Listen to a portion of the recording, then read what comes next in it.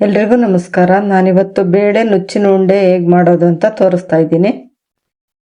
ಇಲ್ಲಿ 1 ಕಪ್ ತೊಗರಿಬೇಳೆ, 1 ಕಪ್ ಕಡಲೆಬೇಳೆ ತಗೊಂಡಿದ್ದೀನಿ.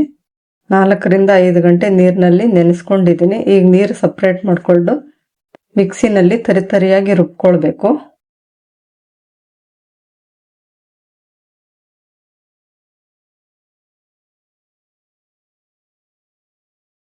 ಈಗ ರುಬ್ಕೊಂಡಿದ್ದೀನಿ. ಒಂದು ಬೌಲಲ್ಲಿ ಹಾಕೊಳ್ತೀನಿ.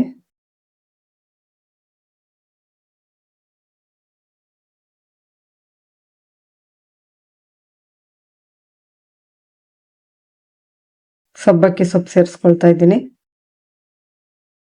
ಕಾಯಿ ತುರಿ, ಕರಿಬೇವು,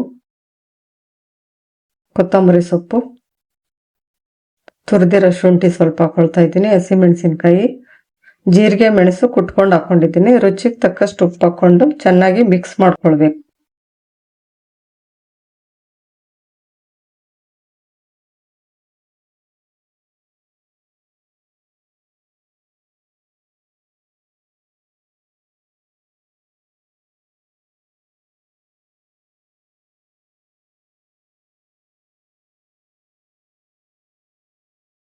ಕೈಯಲ್ಲಿ ಒಂದ್ಸತಿ ಮಿಕ್ಸ್ ಮಾಡಿಕೊಂಡು ಈ ತರ ಹಗುರವಾಗಿ ಓವಲ್ ಶೇಪಲ್ಲಿ ಮಾಡ್ಕೊಳ್ಬೇಕು.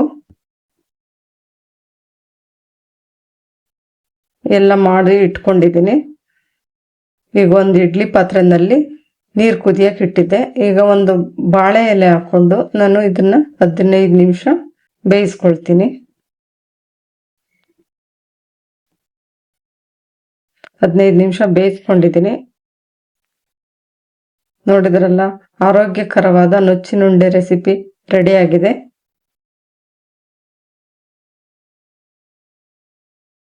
ಇದು ಯಾವುದೇ ಚಟ್ನಿ ಜೊತೆ ಸರ್ವ್ ಮಾಡ್ಬೋದು. ಈ ರೆಸಿಪಿ ಇಷ್ಟ ಆದ್ರೆ ಒಂದು ಲೈಕ್ ಮಾಡಿ, ಸಬ್ಸ್ಕ್ರೈಬ್ ಮಾಡಿ. Thank you.